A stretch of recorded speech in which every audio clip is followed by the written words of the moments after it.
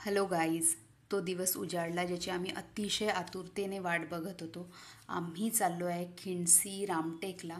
अक्षरशः बसमध्ये सरांच्या गाण्यावरती खूप थिरकले सगळेजण. आणि ह्या आहेत आमच्या मानिक मॅडम, ज्या ऑर्गनायझर आहे. त्यांनीही खूप खूप एन्जॉय केलेला. आणि त्यानंतर ही बघा, ही आहे आमची मस्तोकी टोली जी भन्नाट नाचते आणि त्यांनी खूप थैमान घातलेला आहे. आणि आता आम्ही सगळे निघालेलो आहे बोटिंग करण्यासाठी. सगळे फार एक्सायटेड आहेत बोटिंगसाठी. And this is our principal sir. He is also getting ready for the boating. थोडासा वेळ आहे आम्हाला बोटिंग करण्यासाठी. आणि here we go for the boating. आणि दुसऱ्या बोटीमध्ये आम्ही सुद्धा सेट झालो. त्यानंतर आम्ही अक्षरशः झिंगाटवरती भन्नाट नाचलो. खूप खूप मजा आली इथे. आणि आमच्यासोबत सरांनी सुद्धा इथे डान्स केला. त्याची परमिशन दिली डान्स करण्याची सरांनी. त्याबद्दल खूप खूप धन्यवाद सरांचे. असं वाटतंय की नेक्स्ट प्रवासासाठी आम्ही रिचार्ज होतो आहे. इतका सुंदर हा अनुभव राहिलेला आहे इथे डान्स करण्याचा.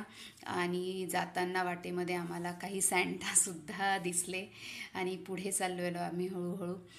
आणि बोटिंग झाल्यानंतर आम्ही निघालेलो आहे एका ठिकाणी जिथे आमच्या जेवणाची सोय केलेली आहे. तिथे आम्हाला थांबायचं आहे, खेळायचं आहे, गेम्स घ्यायचे आहेत. आणि बोटिंग केल्यानंतर, एवढा नाचल्यानंतरसुद्धा कुणाच्याही चेहऱ्यावर थकवा असा आपल्याला इथे जाणवत नाही आहे. सो आम्ही पुढे निघालो. इथे आल्यानंतर आम्ही मस्त जेवणाचा आस्वाद घेतला. आणि त्यानंतर गेम्सही खेळलो. इथे सगळे जेंट्स प्राध्यापक पासिंग द पार्सल खेळताना आपल्याला दिसतात आहे. त्यानंतर लेडीज लोकही खेळले. मस्त संगीत खुर्ची खेळलो आम्ही सगळ्यांनी आणि खूप खूप मज्जा केली. आणि या गेम्समध्ये जे जिंकले त्यांनासुद्धा सरांनी प्राइजेस दिले. त्यामुळे खूप आनंदी होते सगळेजण. आणि त्यानंतर ज्याची आम्ही वाट बघत होतो ते रामटेक, आम्ही तिथे आलो. असं म्हणतात की वनवासात असताना श्रीरामांनी 4 महिने रामटेक येथे वास्तव्य केले, म्हणून या गावाला रामटेक असं म्हणतात. अतिशय सुंदर कन्स्ट्रक्शन आहे रामटेकचं. असं म्हणतात की इथे रेतीचा वापर न करता हे कन्स्ट्रक्शन केल्या गेलेलं आहे.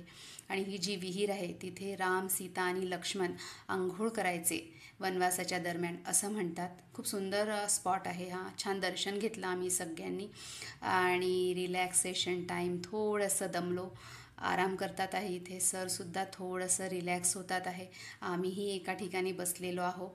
आणि जेव्हा थोडंसं उंचावर जाऊन आम्ही बघतोय तितकं सुंदर दृश्य, अक्षरशः डोळ्याचं पारणं फिटलं, इतकं सुंदर होतं.